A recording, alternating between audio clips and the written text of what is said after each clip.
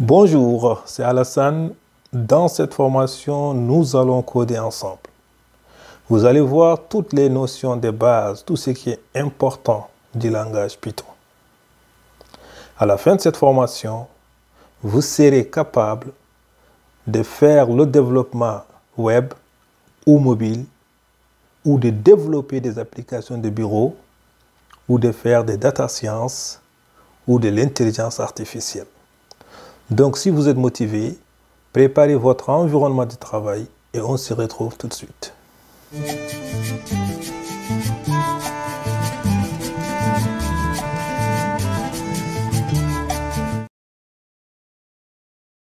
Avant d'aborder les variables, nous allons faire une petite révision. Dans le cours précédent, on avait vu la fonction print. Si on fait print,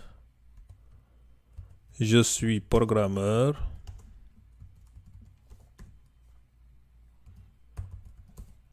et on exécute le programme, et là vous verrez qu'on affiche je suis programmeur.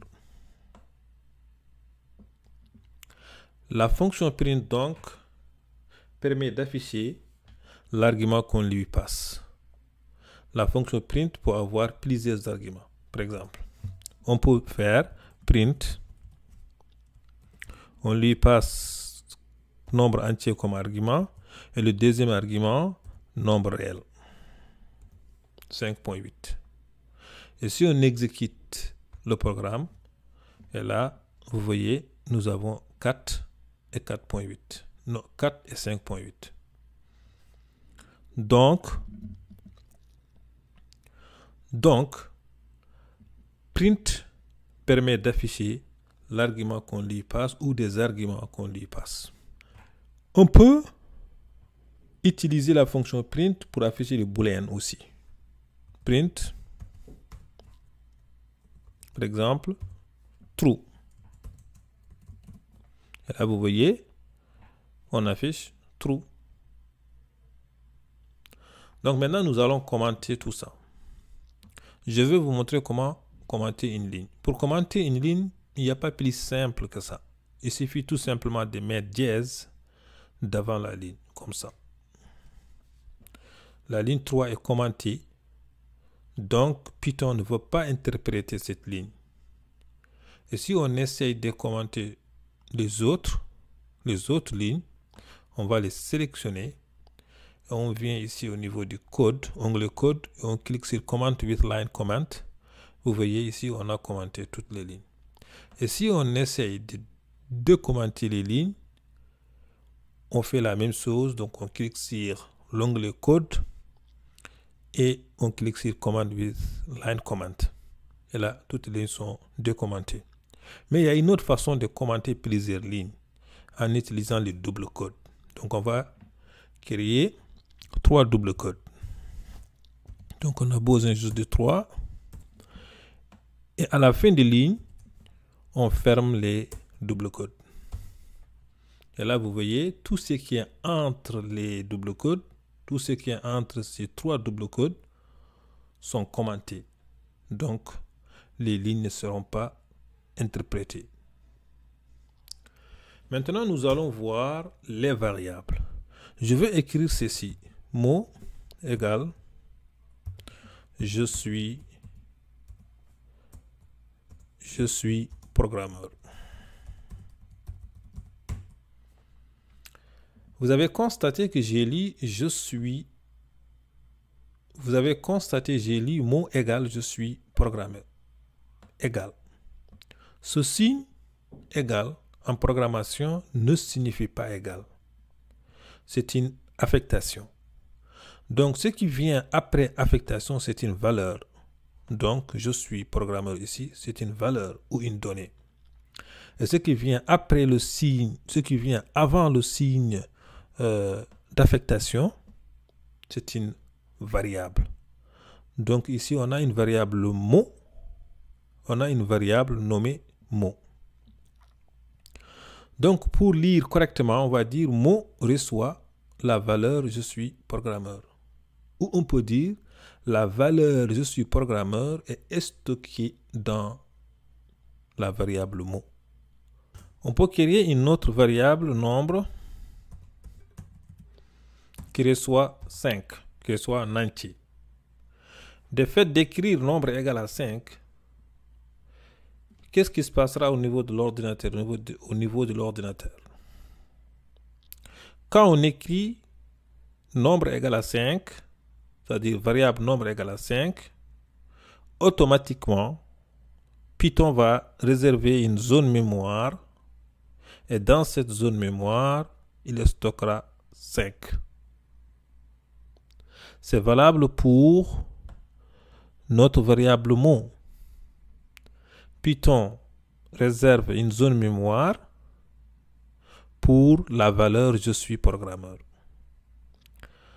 Donc, on peut créer par exemple une variable réelle qui va contenir un nombre réel. Comme on peut créer une variable qui va contenir un booléen, par exemple is true, reçoit false.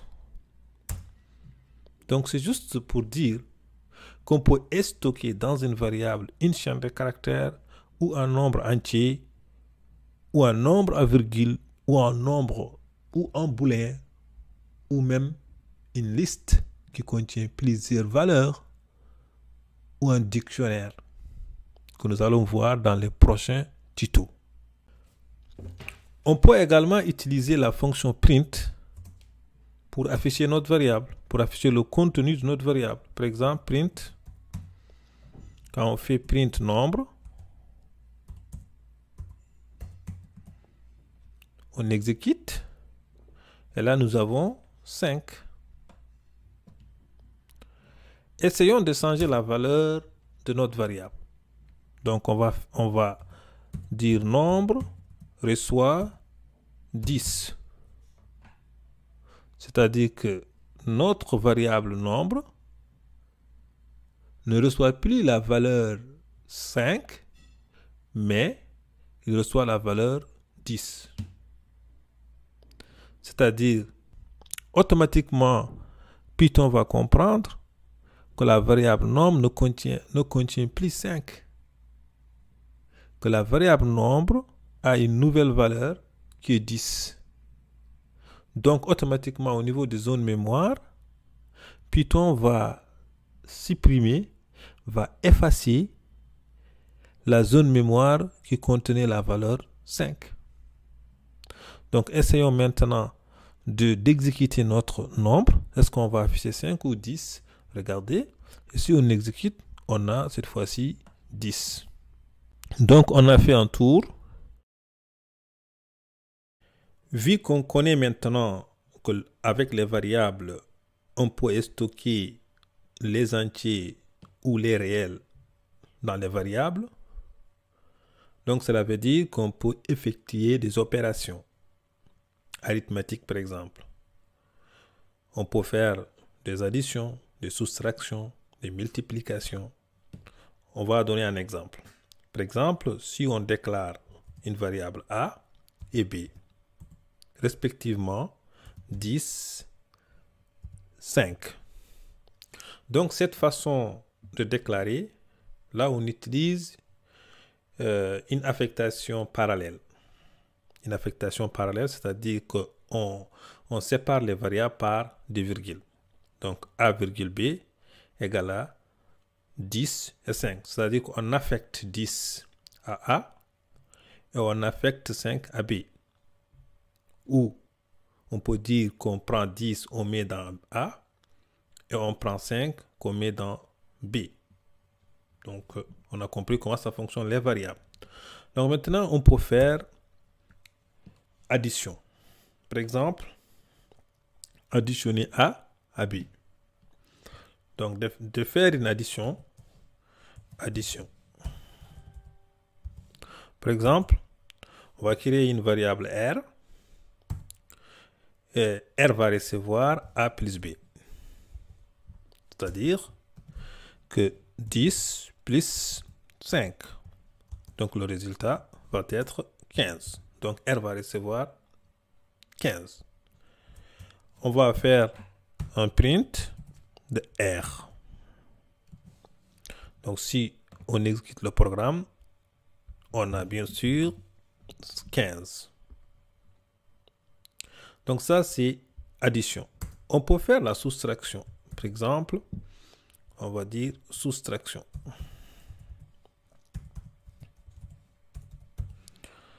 Toujours, on va prendre R.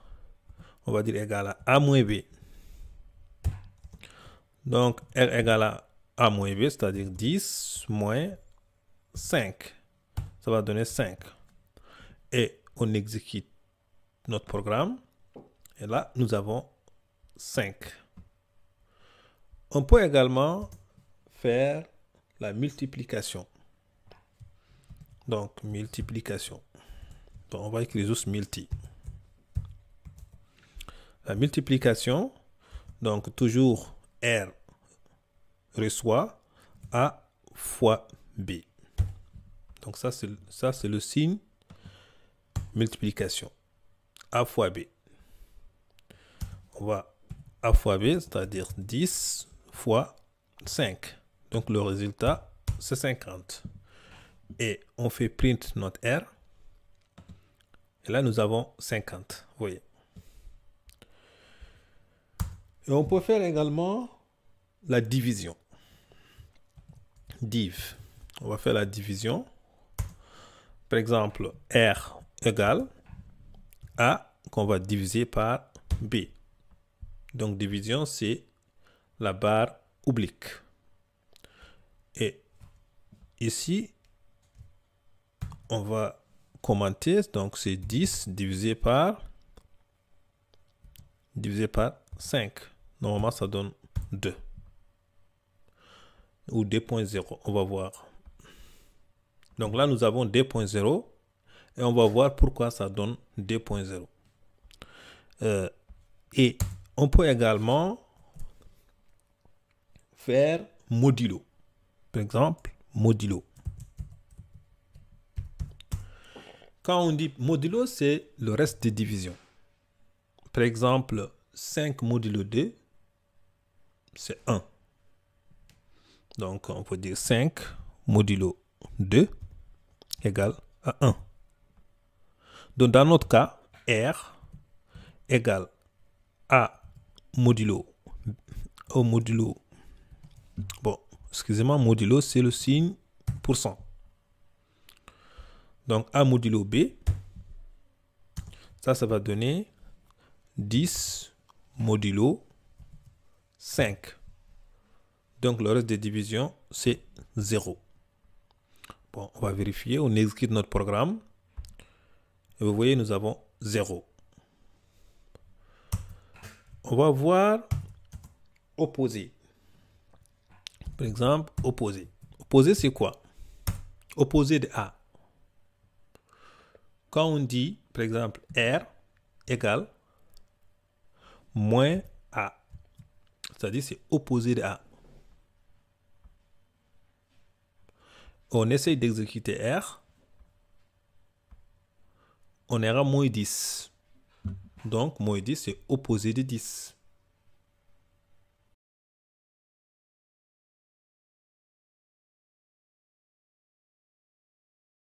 Les opérateurs comparatifs. Donc, nous allons voir quelques opérateurs comparatifs. Par exemple, nous avons égal, nous avons supérieur et nous avons inférieur. Évidemment, nous avons d'autres opérateurs comme supérieur ou égal, ou inférieur ou égal, ou différent. Ça nous permet de faire des comparaisons. Mais nous allons prendre juste ces trois, parce que c'est pas trop compliqué. Je vais vous montrer comment on les utilise. Donc, créons quelques variables. Créons 3 variables. Par exemple, A et B et C. Respectivement, A reçoit 10, B reçoit 5 et C reçoit 10. Donc, pour l'opérateur égal, c'est-à-dire égalité, ça nous permet de dire A égale à B, c'est-à-dire la valeur de A égale à la valeur de B. On avait vu qu'avec un seul égal, c'est une affectation. OK. Donc, on peut dire A égale à C, ce qui est vrai dans notre cas. Donc, si on essaie de faire un print de A égale à C et on exécute notre programme, vous verrez, nous avons ici un trou. Donc, c'est-à-dire c'est vrai. Donc, pour supériorité, nous allons faire par exemple A supérieur à B, ce qui est vrai aussi. Donc, essayons de voir le résultat de notre print. Par exemple, A supérieur à B. On exécute le programme et on verra ici encore un trou. Donc, c'est vrai. Pour infériorité, nous allons par exemple dire que B est inférieur à C, ce qui est vrai. Donc, on fait un print. Vous verrez que nous avons ici B inférieur à C. Donc, on exécute le programme. Vous voyez, nous avons ici encore un trou, ce qui est vrai. Donc, pour l'utilisation des opérateurs comparatifs, c'est basique. Maintenant, nous allons voir les opérateurs logiques. En utilisant les opérateurs logiques, nous allons utiliser encore les opérateurs comparatifs. Par exemple, nous allons dire que A égale à C et, c'est-à-dire AND, A est supérieur à B. Donc, on va faire un print pour voir ça donne quoi comme résultat. Donc, print, on va juste copier tout ça et puis mettre à l'intérieur de parenthèses et on exécute notre programme. Bon, avant ça, je vais commenter les autres prints pour éviter de se retrouver avec plusieurs prints. Donc maintenant, exécutons notre programme. Regardez, nous avons un trou parce que c'est vrai. Ce qu'on avait fait? On avait dit que A égale à C, ça c'est notre première condition. Et notre deuxième condition, c'est A est supérieur à B, ce qui est vrai aussi. Donc nous avons des conditions qui sont vraies. Donc avec opérateur AND, ça donne vrai.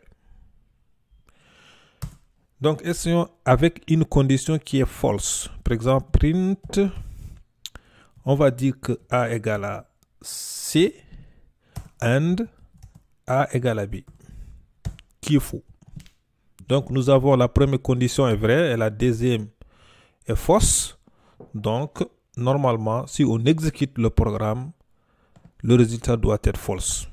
Donc, retenez très bien, avec l'opérateur AND, si une seule condition est fausse, le résultat va être false. Maintenant, nous allons voir l'opérateur OR. OR signifie ou en français. Par exemple, on va dire que A égale à B, OR ou A est supérieur à B. Donc, essayons. Est-ce que c'est vrai? On va faire print de tout ça. On va juste copier et puis coller à l'intérieur des parenthèses de notre print. Donc, on a dit A égale à B, or A supérieur à B. On sait très bien que A n'est pas égal à B. Donc, la condition est fausse. Mais A est supérieur à B, la condition est vraie. Donc, exécutons notre programme et vous allez voir, nous avons trou ici. Donc, c'est ce trou-là. Pourquoi? Parce que nous avons au moins une condition qui est vraie. Donc, avec l'opérateur OR, si vous avez au moins une condition qui est vraie, le résultat va être vrai. Donc, ça, c'est valable aussi pour supérieur ou égal ou inférieur ou égal. Donc, prenons juste un exemple inférieur ou égal. Donc, nous allons faire un print de A. On va dire A est supérieur ou égal à B. Ce qui est vrai. And A égale à B. Ce qui est faux. Donc, quand on est ici, nous avons la première condition est vraie et la deuxième condition est false. Donc, normalement, si on exécute, on devait avoir quelque chose qui est faux, quelque chose qui est false, parce que on utilise l'opérateur AND. Exécutons notre programme. Donc, vous voyez, nous avons ici false. Donc, essayons de mettre ici un OR pour voir. Donc, nous avons une condition qui est vraie ici et une autre qui est fausse. Donc, si on exécute avec opérateur, si on exécute notre programme, on verra ici un true. Pourquoi? Parce que nous utilisons l'opérateur OR. Donc, avec opérateur OR, au moins s'il y a une condition qui est vraie, donc on affichera vrai. Donc, je pense que vous avez compris les opérateurs comparatifs et les opérateurs logiques. C'est très facile.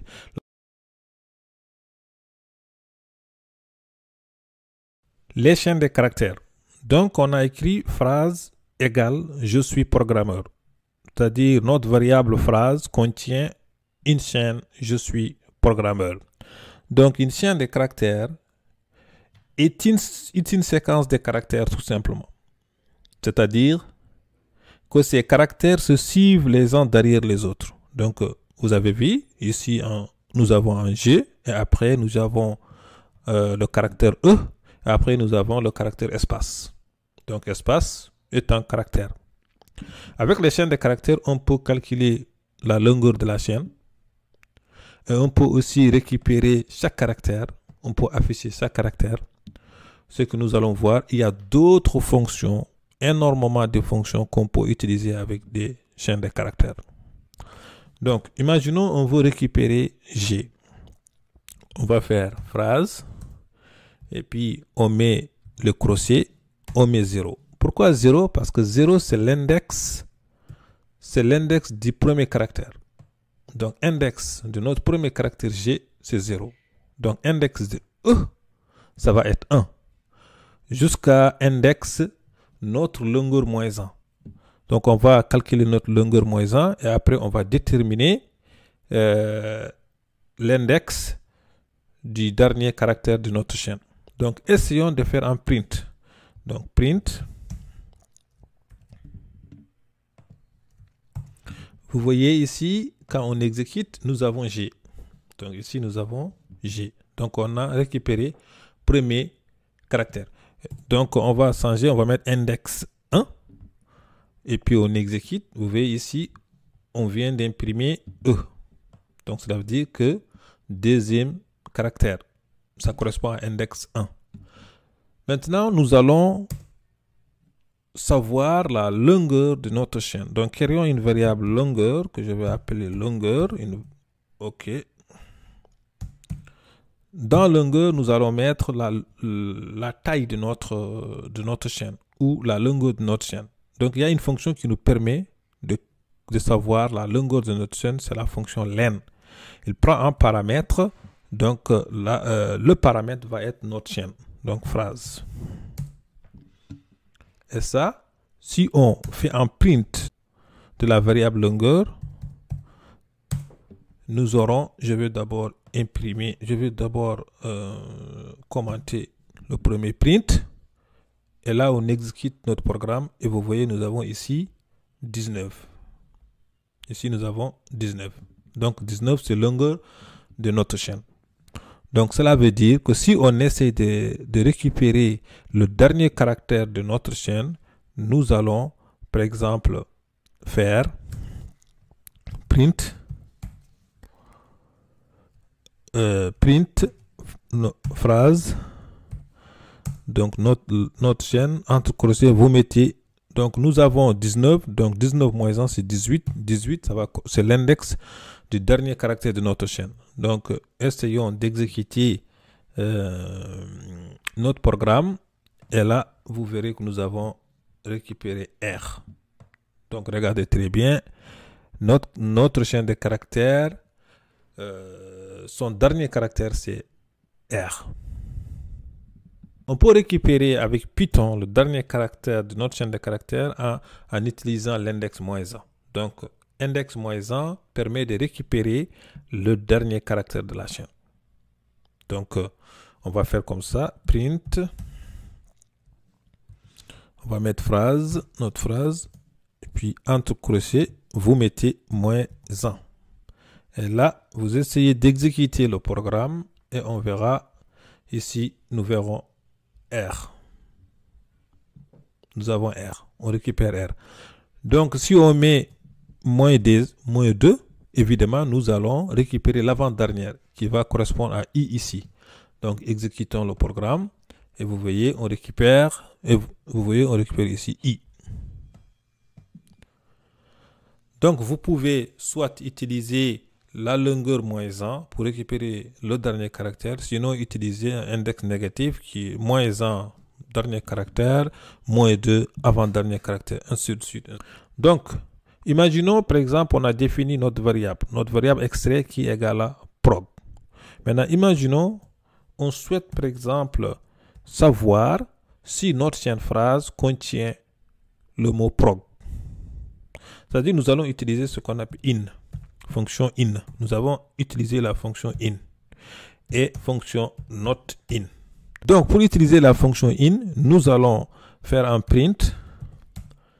Nous allons faire un print, par exemple, on va dire notre variable extrait in, puis notre variable phrase qui contient notre chaîne de caractères phrase.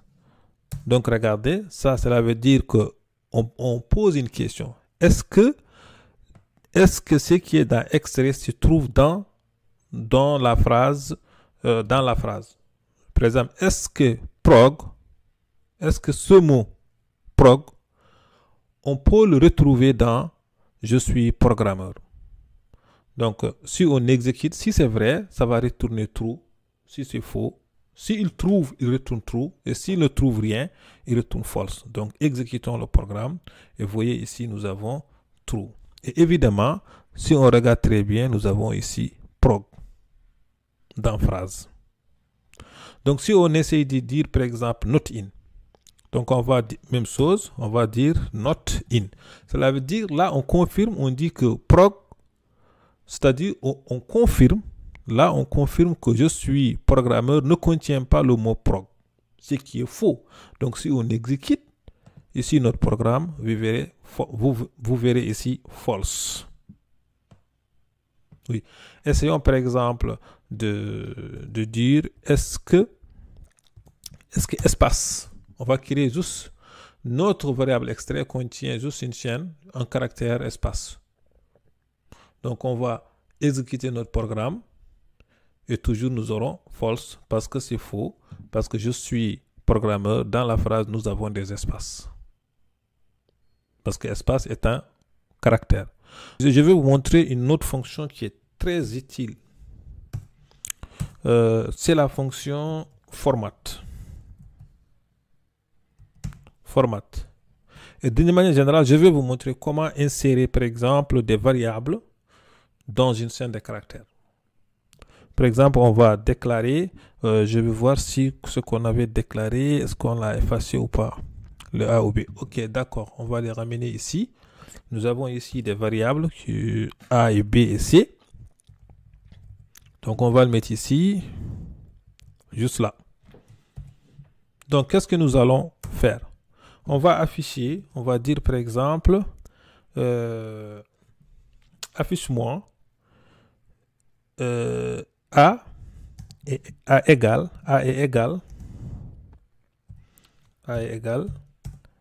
à C. Tu vois? Donc, pour afficher ça, on peut faire un print. Ça, c'est une chaîne, on crée une autre chaîne de caractères. Attendez, on va d'abord mettre les parenthèses, c'est obligatoire parce que c'est une fonction. Et puis, à l'entrée de notre chaîne, nous, on va afficher A est égal à C. Mais pas en caractère. On va récupérer ces caractères par leur valeur, c'est-à-dire A par 10 et C par 10. Comment on fait ça? Pour faire ça, on va utiliser ce qu'on appelle le f-string. Donc, f-string d'abord, on va mettre ici les accolades. Et ici, une autre accolade. Et à l'intérieur d'accolade, on va mettre nos variables. Par exemple, ici A et ici C. Donc maintenant, on va appliquer le f-string. Donc f-string, vous allez le mettre direct devant votre chaîne de caractères. Donc, c'est-à-dire avant le double guillemets. F ici. Donc, si on exécute notre programme, et vous verrez qu'on aura, par exemple, ce résultat-là. Donc là, on a affiché 10 est égal à 10 est égal, on va afficher ici 10 égale à 10. Vous avez une autre façon de faire en utilisant la fonction format. Et là, vous allez faire print, c'est la même chose, mais on n'utilise pas cette fois-ci le f-string. On va juste mettre notre phrase, on va créer des accolades. A, on a dit est égal à, et puis une autre accolade. Donc, à l'intérieur, à la fin de la chaîne, avec la chaîne de caractères, vous pouvez appeler des méthodes. Donc, regardez, ça c'est la fin de notre chaîne. Vous mettez point pour appeler des méthodes. Et là, on a une méthode format. Donc, méthode format reçoit des paramètres. Donc, les paramètres que nous allons mettre, c'est non variable, c'est-à-dire A, virgule C. Si on exécute comme ça, qu'est-ce qui va se passer? C'est-à-dire, on aura la valeur de A ici, qui sera ici, stocké ici, et la valeur de C, qui sera stocké dans cette accolade. Exécutons. Bien, voilà. Vous voyez, nous avons ici A est égal à 10. Donc 10 est égal à 10. Ici, vous voyez, je n'ai rien mis. Mais vous pouvez mettre quelque chose pour être un peu plus précis. Par exemple, je souhaite que A soit dans accolade. Ici, je vais mettre 0. Et lui, je vais mettre ici 1. Donc, respectivement, A va aller dans le 0. Et C, c'est pour le 1. Et si vous exécutez, ça va donner la même chose. Les conditions. On avait vu les opérateurs comparatifs et les opérateurs logiques. Avec les conditions, nous allons beaucoup utiliser les opérateurs logiques et comparatifs. Donc, nous avons la condition if en Python, en français qui signifie si, else qui signifie sinon, et elif qui signifie sinon si. La syntaxe. Imaginons on souhaite par exemple tester, dire si A égale à C, affiche égalité. Affiche le mot, la chaîne de caractères égalité. Par exemple.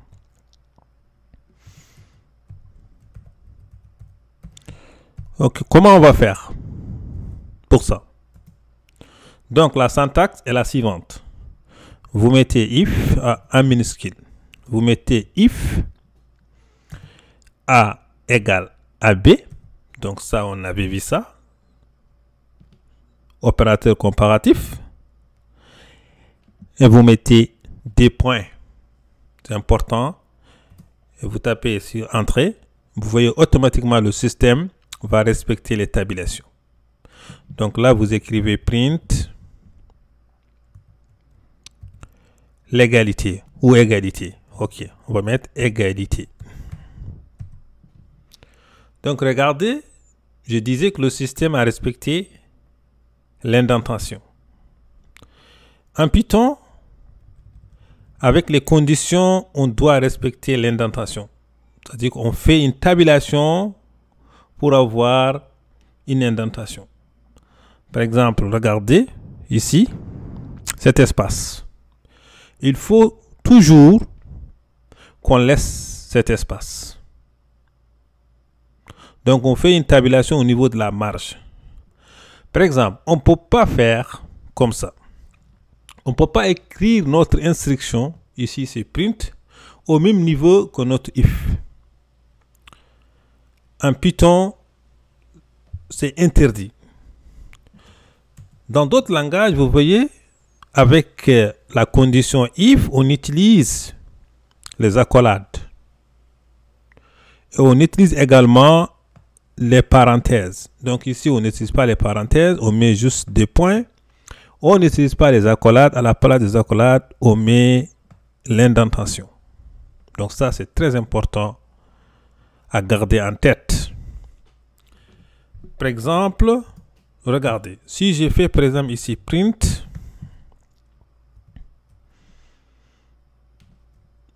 A, par exemple, print A est à l'extérieur de la condition if. Donc, c'est-à-dire que cette fonction print A ne se trouve pas dans le bloc de if. Oui, parce que là, vous regardez, le print est au même niveau que if. Pour que print soit à l'extérieur, on doit faire une tabulation, comme ça. Donc là, on a à l'intérieur de notre condition if deux fonctions print. Si la condition est vraie, on va exécuter les deux conditions. Donc ça, vous avez compris, on va maintenant effacer ce print. On va exécuter notre programme. On va voir. Donc regardez, on a exécuté notre programme, mais on n'a rien. Donc là, le problème se trouve au niveau de notre condition. Notre condition a retourné quoi comme booléen?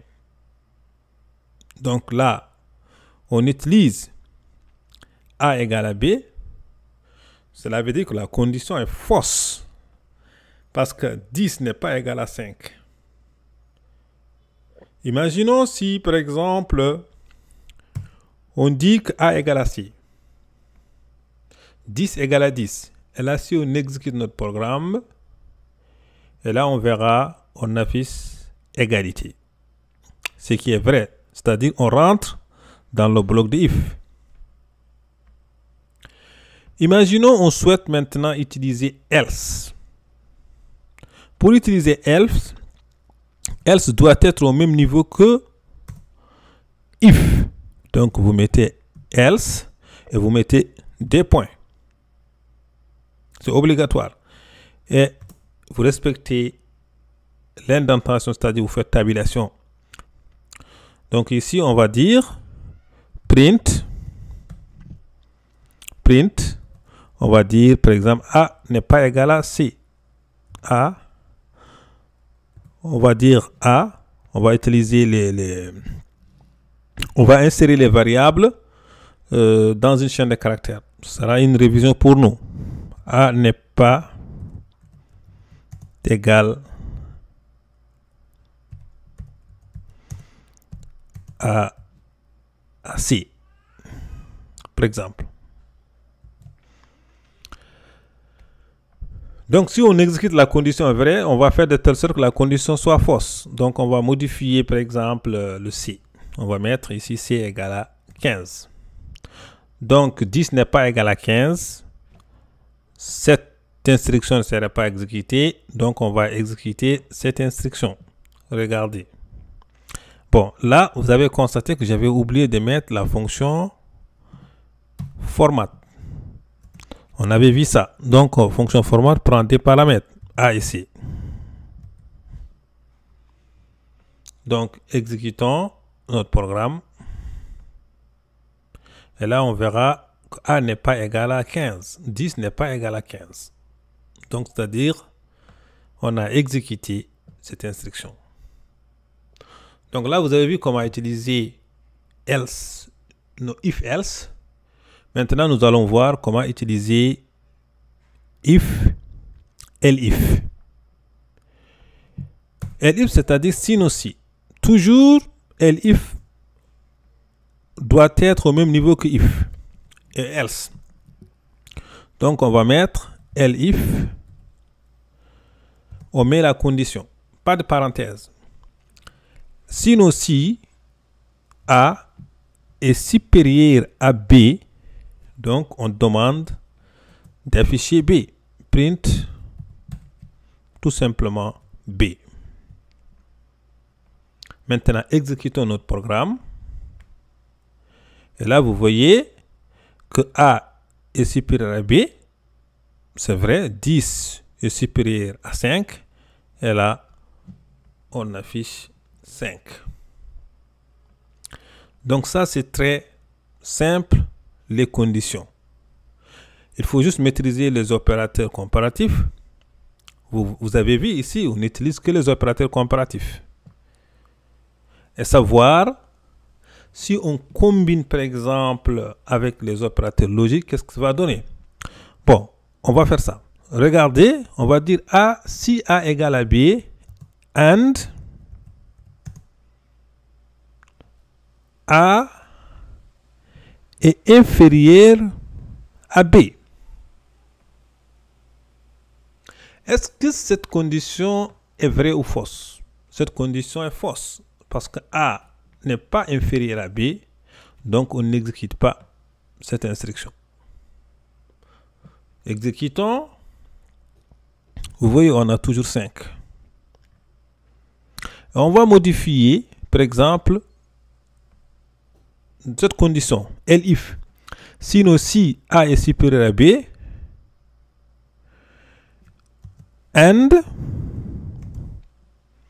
A égale à C. Donc, cette condition, est-ce que A égale à C? Non, A n'est pas égal à C. Mais la première condition est vraie, mais la deuxième est fausse. On avait vu ça avec les opérateurs logiques. Donc, nous allons exécuter notre programme pour voir. Vous voyez, cette fois-ci, on affiche ce qui est dans else. Donc, 10 n'est pas égal à 15. Donc, c'est juste pour vous dire, c'est très utile de maîtriser les opérateurs comparatifs et les opérateurs logiques que vous allez utiliser dans vos conditions. Donc là, je vais vous donner un exercice.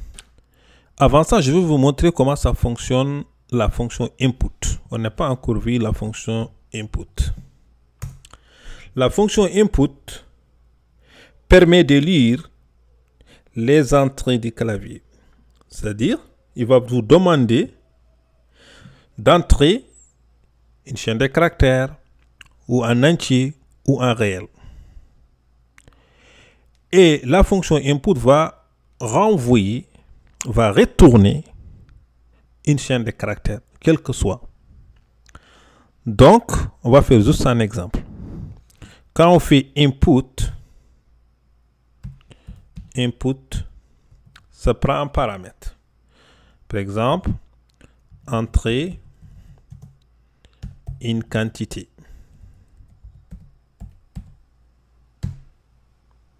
Des points. Donc, si on exécute notre programme, vous voyez ici, nous avons ici entré une quantité et avec un curseur. C'est-à-dire ce curseur attend quelque chose. Donc, attend qu'on saisisse une quantité. Par exemple, 50. Et là, on n'affiche rien parce qu'on n'a pas récupéré ce qui a été rentré. Donc, maintenant, je vais vous montrer comment récupérer ce qu'on saisisse. Donc, je vais vous montrer comment récupérer ce qu'on avait saisi. On va créer une variable qu'on va appeler qui va recevoir ce qui a été saisi. Donc, on va juste commenter ces prints là. Ou tout ça, on va... Toutes ces conditions, nous allons les commenter. Ok, toutes ces lignes. Maintenant, exécutons le programme. Donc, vous voyez, et là, on doit saisir 50 par exemple. Et là, on a saisi toujours, on n'affiche rien. Pourquoi? Selon vous. Bon, c'est clair. Notre variable qui contient quelque chose, mais pour afficher, il faut faire un print. Donc, on va faire print key. Et là, on exécute. Vous voyez, il va nous demander de saisir quelque chose, donc 50. Et puis, Et on exécute. Vous voyez, nous avons ici 50. C'est très facile. La fonction input. Et en plus, c'est une fonction très utile, comme la fonction print. Donc maintenant, l'exercice. Donc, vous allez demander à l'utilisateur de saisir une quantité, comme on vient de faire. Donc, la quantité qu'on va stocker dans la variable quantité, ça peut être 50, ça peut être 100, ça peut être 150, ça peut être 500. Si la quantité est supérieure à 200, on applique une réduction.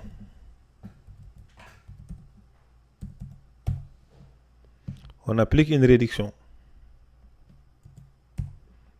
Sinon, non. Sinon, rien. C'est-à-dire, pas de réduction. Donc, le prix unitaire, le prix d'un kilo, le 50, c'est la quantité, c'est un kilogramme.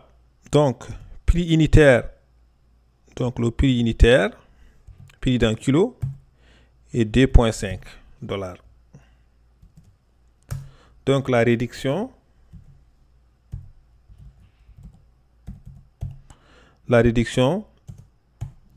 est de 2 $. Donc, je vous laisse faire cet exercice et après, on se retrouve pour donner la correction.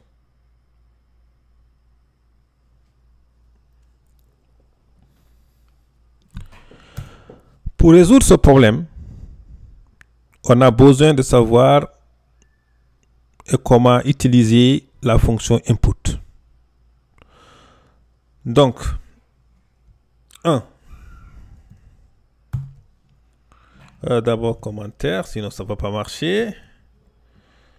On va saisir une quantité. Pour ça, on va créer notre variable quantité. Donc, on va dire input.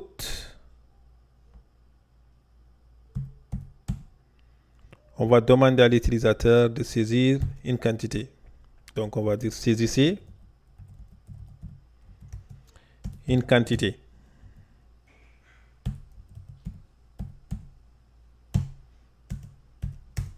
OK. Après, on va récupérer notre variable quantité. On va utiliser la condition if. Donc, condition testons si quantité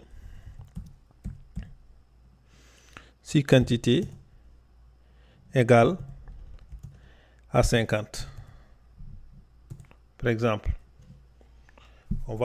ça, je n'ai pas mentionné ça, mais on teste, on va améliorer. Donc, on va tester si quantité égale à 50.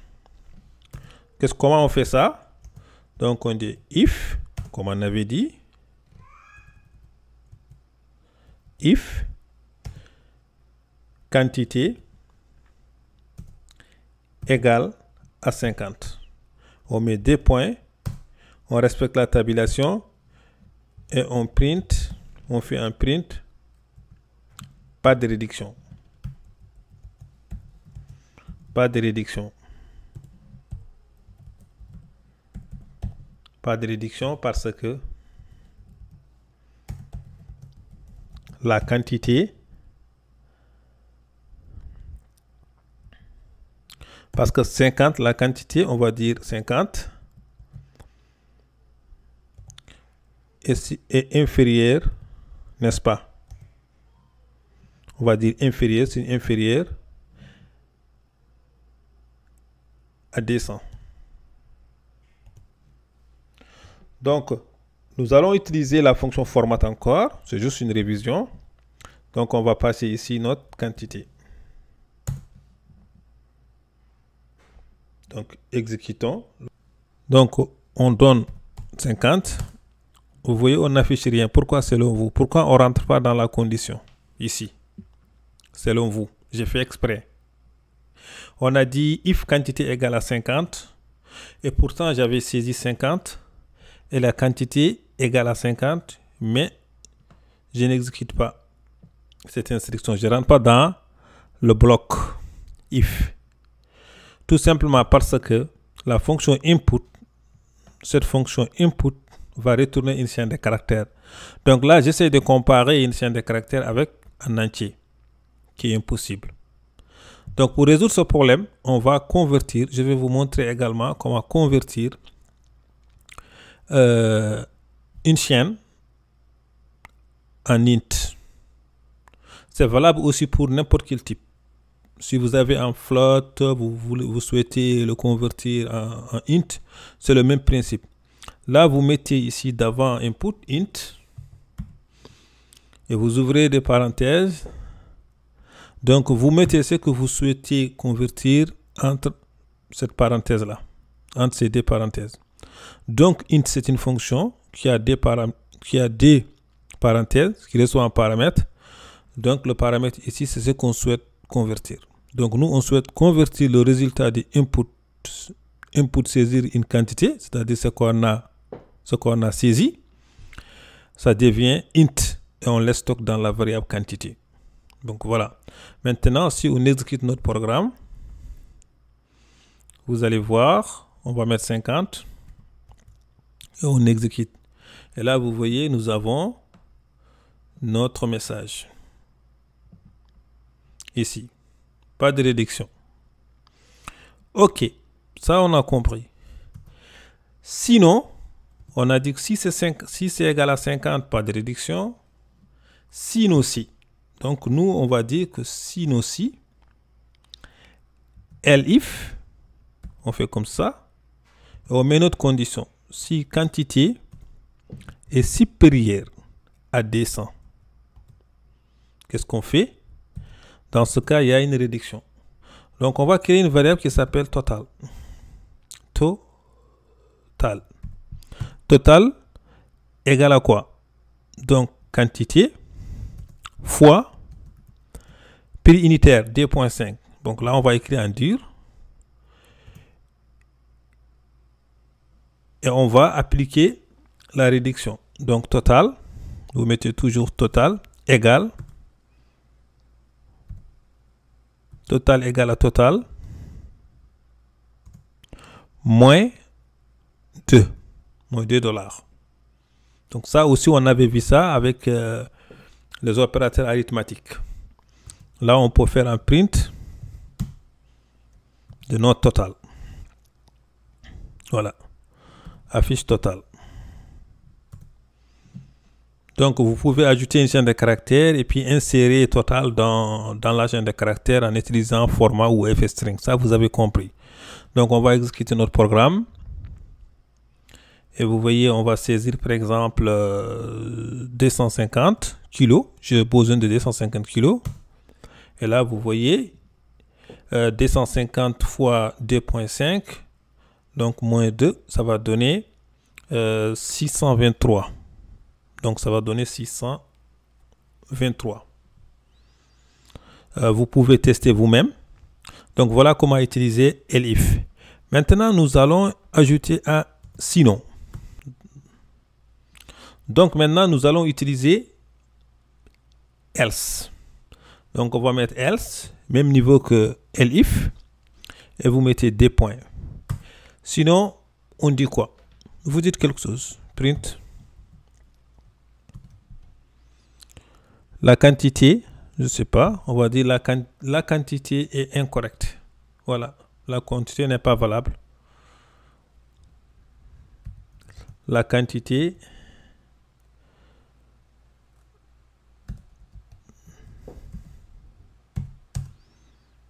est incorrecte. Vous pouvez mettre n'importe quel message que vous souhaitez. Hein. Donc là, c'est juste pour tester. Maintenant, nous allons exécuter le programme. Donc, on avait donné 50, on va donner 40, par exemple. On sait très bien que 40 n'est pas égal à 50. Et on vient ici et on sait très bien que 40 n'est pas supérieur à 200. Donc, automatiquement, on va exécuter ce qui est dans else. Donc, on fait comme ça. Et vous voyez ici, on va exécuter la quantité est incorrecte. Donc, la quantité est incorrecte. Donc, voilà les conditions. Les conditions sont très simples.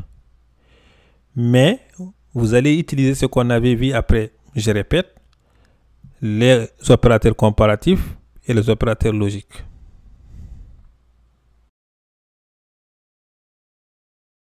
Les fonctions. Les fonctions jouent un rôle important et considérable dans la programmation. Avec les fonctions, vous pourrez améliorer et maintenir votre code. Avec les fonctions, vous pouvez éviter de dupliquer inutilement les lignes de code. En Python, on a l'habitude de travailler avec la fonction print, par exemple. Donc, cette fonction est développée par les développeurs Python. Et cette fonction existe quelque part dans la bibliothèque. Le fait d'écrire print bonjour, comme ça, veut dire qu'on a appelé la fonction print. Donc, cette fonction est déclarée quelque part. Et aujourd'hui, moi, je vais vous montrer comment créer vos propres fonctions. Pour créer une fonction en Python, on utilise le mot def. Donc, chaque fonction doit commencer par def. Après def, vous mettez le nom de votre fonction. Ici, moi, je vais donner comme nom fonction. Évidemment, c'est un nom que j'ai choisi. Vous pouvez choisir n'importe quel nom, Toto, Tata, comme vous voulez. Et vous mettez des points à la ligne en respectant la tabulation. Et ici, on va afficher bonjour. On va afficher bonjour. Donc, on vient de créer une fonction qui affiche bonjour. Maintenant, nous allons exécuter notre programme. Et vous voyez, on a exécuté notre programme, mais il n'y a rien. Pourquoi selon vous? On a déclaré une fonction et on exécute le programme, il n'y a rien. C'est normal. Parce que pour afficher le résultat d'une fonction, il faut l'appeler. Rappelez-vous tout à l'heure. Quand on utilise une fonction print, on l'appelle. Cette fonction est déclarée quelque part. Donc nous, le principe est la même. On va déclarer, non, on va appeler notre fonction. Pour appeler la fonction, il suffit de mettre son nom. Nom, fonction. Et là, on vient d'appeler notre fonction. Et on va exécuter notre programme. Et là, vous voyez, on a affiché bonjour. Imaginez, on essaye d'appeler notre fonction avant sa déclaration. Ici, par exemple. Et automatiquement, nous avons un message d'erreur. Ici, ça souligne en rouge, c'est-à-dire qu'il y a un problème. Et si on exécute notre programme, vous voyez, nous avons ici name, no function is not defined. C'est-à-dire Python ici ne reconnaît pas ce nom. Pour Python, que ce nom n'existe pas. Donc, on ne peut pas appeler une fonction avant sa déclaration. Il faut toujours l'appeler après la déclaration. Par exemple, ici. On va créer maintenant une autre fonction. Donc, on va créer une autre fonction qu'on va appeler, voilà, on met def. Def doit être en minuscule. C'est bon de souligner. Donc, def getName. Donc, j'ai créé une fonction que je nomme getName. Cette fonction getName reçoit un paramètre name. Cette fois-ci, je n'affiche pas, mais je retourne name. Je retourne le paramètre. Donc, on va faire return name. Return aussi, c'est une fonction développée par le développeur de Python. Cette fonction permet de retourner une valeur. Donc, regardez maintenant, on retourne name, c'est-à-dire notre paramètre. Donc, vous avez compris, quand on crée une fonction, il faut l'appeler. Donc, on va appeler notre fonction getName. Imaginons qu'on l'appelle sans mettre paramètre, sans mettre le paramètre, sans mettre l'argument. Et alors qu'on l'avait déclaré avec l'argument. Exécutons notre programme. Vous voyez que nous avons une erreur. Cette erreur, Python va dire tout simplement que vous avez déclaré une méthode getName qui prend un paramètre, et alors vous l'avez appelé sans paramètre. Donc la fonction attend un argument. C'est pour cela que vous avez ce message d'erreur. Donc on va passer un paramètre. On va dire Diallo. Et maintenant exécutons notre programme. Vous voyez, toujours nous avons rien. Selon vous, pourquoi? Bon, c'est logique. On a une fonction getName qui retourne une valeur. Donc, on a appelé notre fonction ici, c'est-à-dire qu'on a ici la valeur. Mais c'est à nous de décider d'afficher la valeur.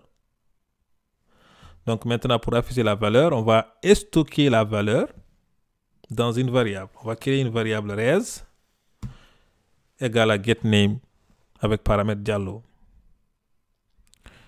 Et maintenant, on va faire un print de notre variable res et exécutons notre programme. Et là, vous voyez qu'on affiche Diallo. Donc, on avait une fonction avec paramètre. On avait une autre fonction sans paramètre. On avait une fonction qui retourne une valeur. On avait une fonction qui affiche juste un message. Maintenant, nous allons revenir sur ce qu'on avait fait dans le cours précédent. On avait comme un exemple ou exercice d'afficher une série des entiers de 1 à 10. Maintenant, je vais vous demander de créer une fonction permettant d'afficher une série de valeurs de 1 à 10, de 1 à 10 ou de 1 à 100 ou de 1 à 1000.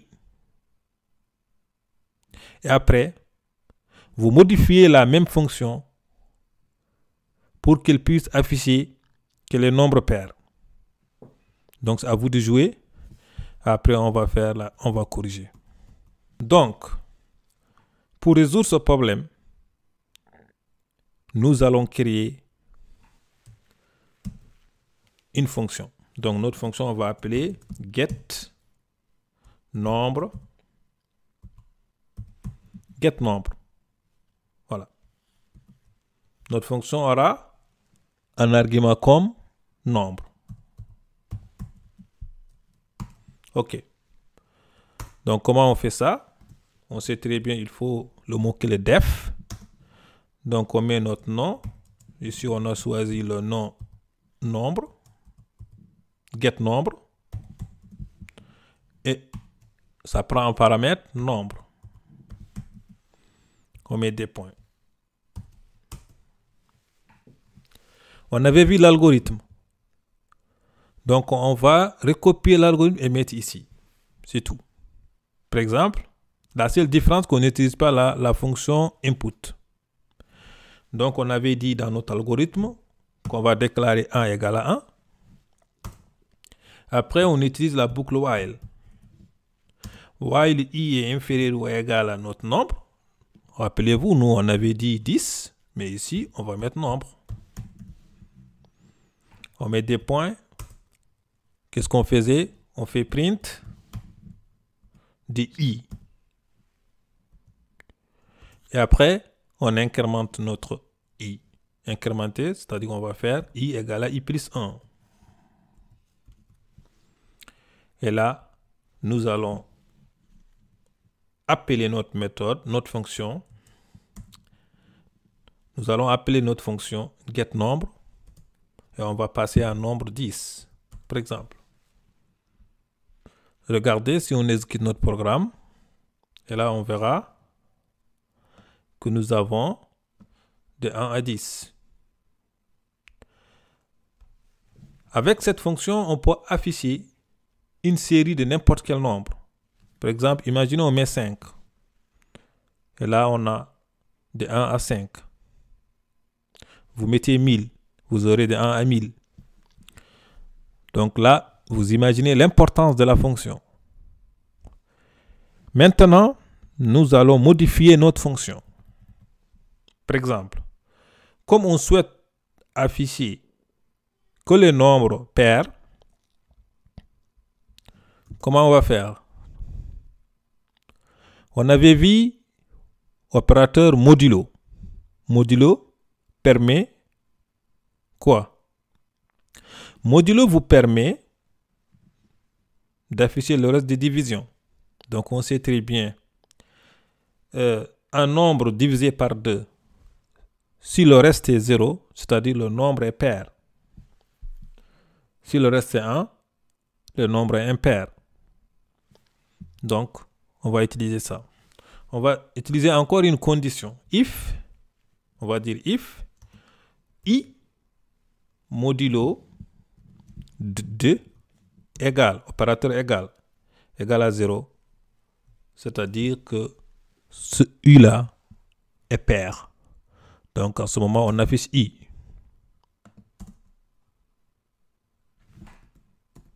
On affiche I. On affiche I et on incrémente I égale à I plus 1. Attention. Ici, on doit incrémenter I au même niveau que if. On doit sortir de if. C'est-à-dire que I égale à I plus 1 se trouve dehors du bloc if. Ça, c'est important. Parce que sinon, ça ne va pas marcher. Et là, nous allons exécuter notre programme pour voir. Donc, on avait donné 5. De 1 à 5, il y a combien de nombres pairs? Il n'y a que 2 et 4. Donc, c'est-à-dire que notre programme fonctionne. Imaginons, nous allons mettre ici 20. De 1 à 20, on va afficher juste le nombre pair. Exécutons le programme. Et là, vous voyez, nous avons 2, 4, 6, ainsi de suite. Donc, voilà, je pense que vous avez compris comment déclarer la fonction et l'utilité de la fonction. Maintenant, je vais vous demander de faire cet exercice. Nous avons par exemple un prix unitaire, 1 kg de riz, qui coûte 2,5 $. Et je vous demande de créer une fonction qui prend en paramètre une quantité. Donc, quantité peut être 50, peut-être 1000, peut-être 2, peut-être 1, peut-être 1 kg, peut-être 50 kg, comme vous voulez. Donc, c'est un argument. Et vous allez retourner, la fonction va retourner prix total. Donc, total. Va retourner total.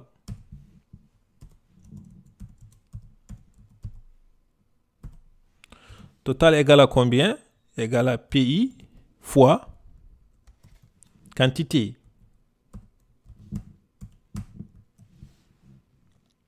Donc, si quantité est supérieure à 200 kg, appliquez une réduction. On avait vu ça. Appliquer une réduction de $10. Maintenant, créer une fonction qui permet de retourner total. Donc, je vous laisse faire cet exercice.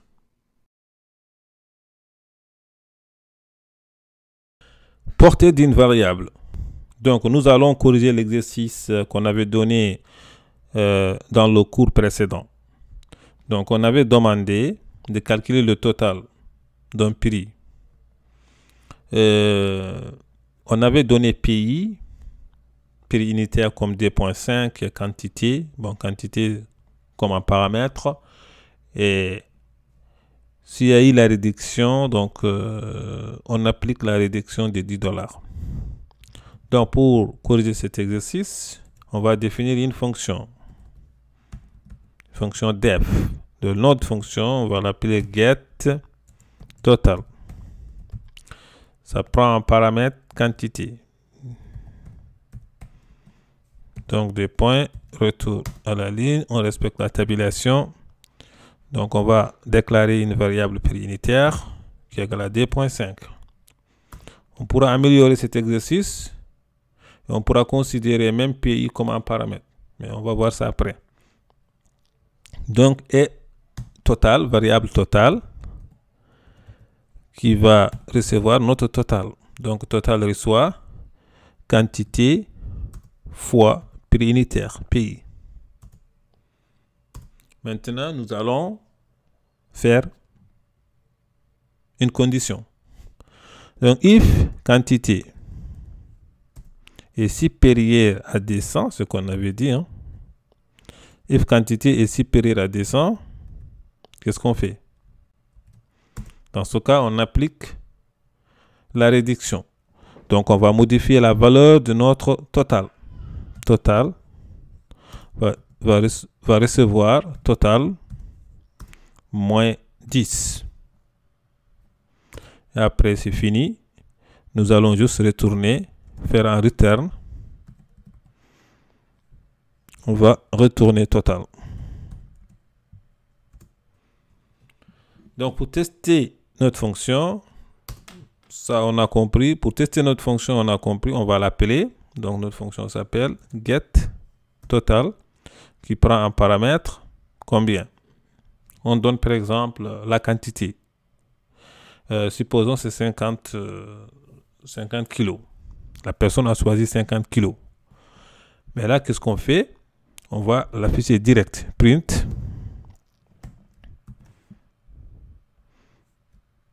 Print get total 50. OK. On exécute notre programme. Vous voyez, on a 125. Donc, on peut même écrire ici un message. On va parler de la concaténation. Donc, on va mettre comme ça. Le total est... Donc, selon vous, est-ce que c'est normal? C'est normal que je prends un chien de caractère, que je concatène avec un nombre réel. Donc, on va voir la réponse tout de suite. On exécute notre programme. Vous voyez, il y a un problème. Donc, c'est-à-dire le fait de prendre une chaîne de caractères, concaténer une chaîne de caractères avec un nombre réel, ça ne marche pas. Donc, nous allons convertir notre réel en chaîne de caractères. Comment on fait? C'est très simple. Ça, on utilise la fonction str et puis on met à l'intérieur notre getTotal. Donc là, exécutons notre fonction, exécutons notre programme. Et là, vous voyez, nous avons le total est 125. OK, maintenant, nous allons changer, par exemple, la quantité. On va donner 300. On sait très bien que quantité est supérieure à 200 parce que 300 est supérieur à 200. Donc, normalement, on doit appliquer la réduction. Donc, on exécute notre programme. Vous voyez, nous avons 740. On devrait avoir 750. Donc, c'est-à-dire que notre fonction fonctionne très bien. Donc, maintenant, je vais vous parler de la portée d'une variable. Donc, quand on parle de la portée d'une variable, c'est-à-dire on parle de variable locale ou variable globale. Donc, il y a nous avons des types, soit local, soit global. Donc, on va définir qu'est-ce qui est variable locale. Donc, en général, variable locale, en Python, toute variable qu'on définit à l'intérieur d'une fonction, c'est une variable locale. Par exemple, ici, nous avons un pays ici. Pays, on l'avait défini à l'intérieur de la fonction getTotal. Donc, c'est-à-dire que c'est une variable locale. Donc, cette variable n'est pas accessible à l'extérieur. Cette variable, elle est accessible qu'à l'intérieur de cette fonction. Donc, on va tester. Regardez, on va commenter par exemple ça. Donc, ici, nous sommes à l'extérieur de la fonction et puis on essaye d'afficher le prix unitaire, pays. Regardez, qu'est-ce qu'on aura? Et là, nous avons une erreur. Donc, selon vous, pourquoi on a cette erreur? Parce que la variable pays est définie à l'intérieur de la fonction. Donc, si la variable est à l'intérieur de la fonction, cette dernière n'est pas accessible à l'extérieur. Elle n'est accessible qu'à l'intérieur de la fonction. Donc ici, on ne peut accéder à cette variable pays qu'à l'intérieur de la fonction getTotal. Maintenant, je vais vous montrer quelque chose. Regardez si, par exemple, on prend notre variable locale, qu'on le met à l'extérieur. Regardez. Là, on a mis notre variable locale à l'extérieur, donc elle est devenue globale. Parce qu'une variable globale, c'est une variable qu'on définit à l'extérieur de la fonction. Mais regardez, nous n'avons pas d'erreur. Ici, pourtant, on utilise le pays, notre variable pays. Donc, cela veut dire tout simplement qu'on peut définir une variable à l'extérieur et l'utiliser dans une fonction. Ça, c'est possible en Python. Dans d'autres langages, peut-être ce n'est pas possible. Mais en Python, c'est possible. Donc, exécutons maintenant notre programme. Ici, vous verrez que nous avons toujours le même résultat. On peut même modifier la quantité. On va mettre 100. Et là, vous verrez, on exécute. Nous avons ici 250 total. Donc, retenez bien qu'une variable globale est accessible partout, même dans la fonction. Les fichiers. Je vais vous montrer comment ouvrir un fichier, et comment lire un fichier, et comment écrire sur un fichier. Donc, avant de lire ou écrire sur un fichier, il faut d'abord l'ouvrir. Donc, on ouvre le fichier avec la fonction open. La fonction open prend quelques paramètres. On va mettre ici le nom de notre fichier. C'est exemple.txt. Après, on va mettre le mode. Cela veut dire, on veut lire, on met R. On veut écrire, on met W. Et nous, on souhaite lire. Stockons tout ça dans une variable qu'on va appeler F. Tout simplement. Maintenant, on a ouvert notre fichier. On peut commencer à lire notre fichier. Comment lire un fichier? Nous avons plusieurs méthodes. Nous avons la fonction readLine. Nous avons la fonction readLine avec S. Cette fonction renvoie une liste contenant toutes les lignes de notre fichier. Par exemple, regardez notre fichier. Nous avons des lignes. Donc, si on utilise readLine avec S, readLine va récupérer les deux lignes et elle va stocker ça dans une liste. On n'a pas encore vu les listes, mais nous allons voir les listes et les dictionnaires dans la prochaine formation. Mais vous allez comprendre. Il existe une autre fonction. ReadLine, c'est readLine sans S. ReadLine sans S renvoie une chaîne de caractères. Quand elle lit une ligne, elle renvoie cette ligne-là. Donc, elle lit une ligne, elle la renvoie sous forme d'une chaîne de caractères. OK? Nous avons une autre, c'est read tout court. Cette fonction renvoie une chaîne de caractères en lisant tout le contenu du fichier. Voilà, ça c'est la fonction read. Maintenant, on va voir comment fonction readLine avec S fonctionne.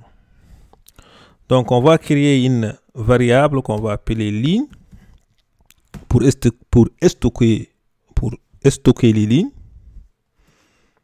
OK. Donc, ligne égale F point.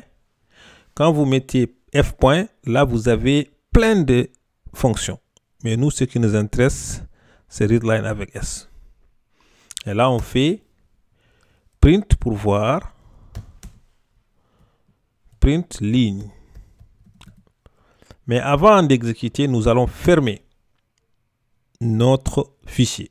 Donc, on a ouvert un fichier, on lit le fichier, on finit, il faut le fermer.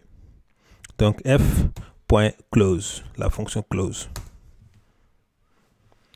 Après, je vais vous montrer, on peut utiliser une fonction sans utiliser close, pour éviter d'utiliser close. Je vais vous montrer ça. Maintenant, exécutons notre programme. Et vous voyez, nous avons ici une liste. Ça, c'est une liste. Vous voyez le crochet? Donc, c'est une liste. Nous avons, je suis programmeur, c'est la première ligne. Tu es programmeur aussi, c'est la deuxième ligne. Donc, utilisons maintenant readLine sans S. Donc, on a enlevé juste S et exécutons le programme. Et là, vous voyez, nous avons une seule ligne. Donc, readLine, dès qu'il lit un fichier,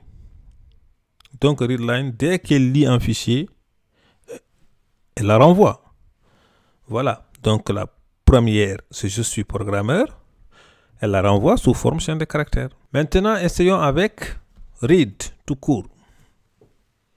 Et si on exécute, on a ici les lignes, mais sous forme chaîne de caractères. C'est-à-dire que cette fonction permet de lire le contenu du fichier sous forme chaîne de caractères. Tout simplement. Donc maintenant, on peut utiliser les boucles for, boucle while pour parcourir les lignes. Je vais vous montrer comment ça fonctionne. Avec readLine avec S. À partir d'ici, on peut par exemple faire for ligne sans S in ligne. Donc ça, on avait déjà vu ça. Et après, on fait print notre ligne. Regardez. On exécute. Nous avons nos deux lignes. Nous avons nos deux lignes. Ici, je suis programmeur. Tu es programmeur aussi. Donc, ce qu'on trouve dans notre fichier ici. Maintenant, si on utilise read, parce que c'est intéressant, on va juste mettre read. Donc là, on utilise la fonction read pour lire. Selon vous, est-ce que nous allons afficher je suis programmeur et tu es programmeur? Parce qu'on avait dit que read va lire le contenu du fichier et renvoie une chaîne de caractères. On avait déjà utilisé une boucle avec les chaînes de caractères. Donc ici, on va afficher quoi? Bon, vous allez voir le résultat. On exécute.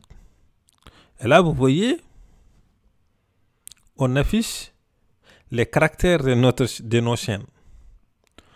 C'est-à-dire, ce fichier contient des caractères. Et ici, avec read, avec notre boucle for, on va afficher caractère par caractère. On n'affiche pas ligne par ligne. On va afficher caractère par caractère. Donc, c'est important de comprendre la différence. Donc, je pense que vous avez compris.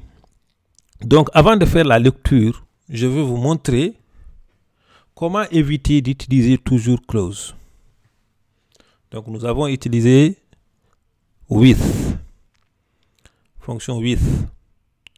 Donc, on va venir, avant d'ouvrir notre fichier, open, on va mettre mot-clé with, ça s'écrit comme ça. Et vous mettez as, et vous mettez ici F. Maintenant, c'est pas fini, et vous mettez des points. Vous mettez des points. Et là, il faut une tabulation. Voilà. Il faut une tabulation. Tabulation encore. Là, on n'a pas besoin de close.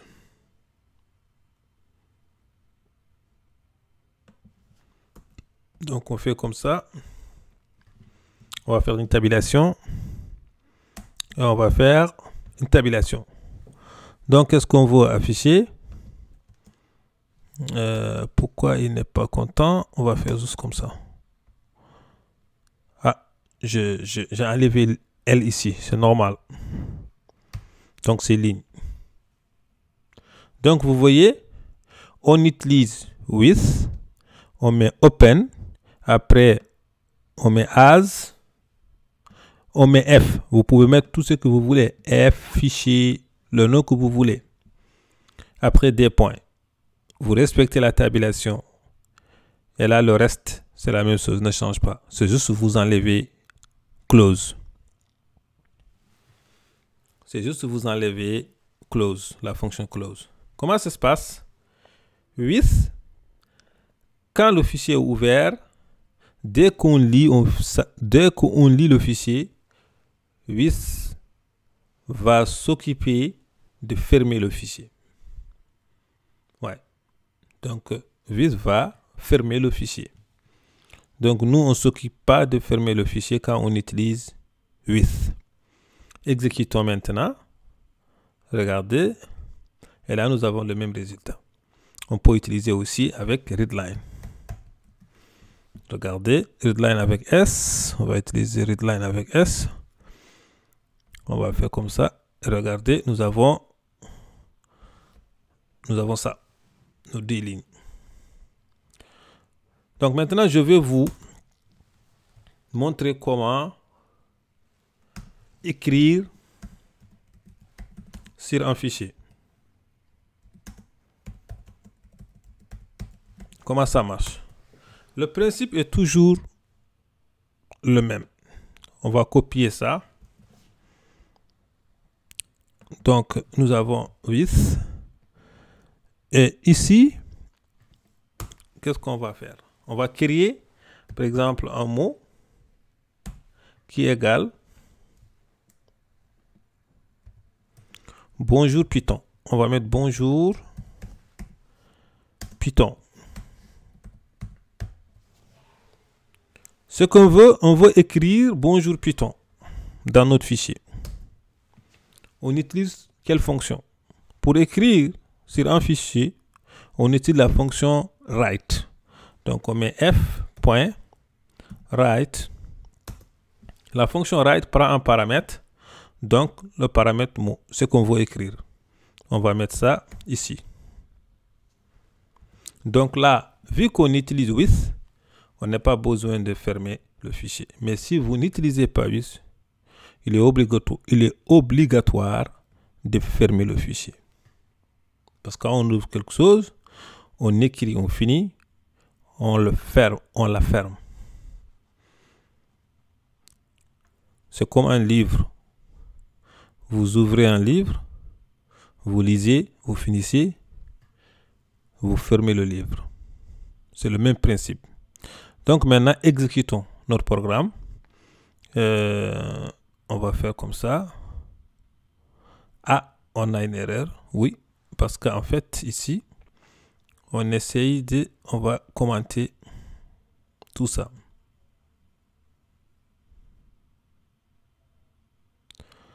Ok, exécutons notre programme. Qu'est-ce qui se passe? Oui, on avait oublié.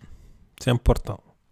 Ici, on avait oublié de changer Donc, pour écrire sur un fichier, on va utiliser W au niveau de mode. Ici. Pour lire, on avait dit on met R ici. Mais pour écrire, on met W. Donc, regardez, si on exécute, et là, on va vérifier notre fichier. Nous avons Bonjour Python ici, dans notre fichier. OK. Donc, voilà comment écrire sur un fichier. C'est très important, les fichiers. Mais nous allons y revenir. Nous allons parler des fichiers dans les prochains cours. Ça, c'est juste une introduction.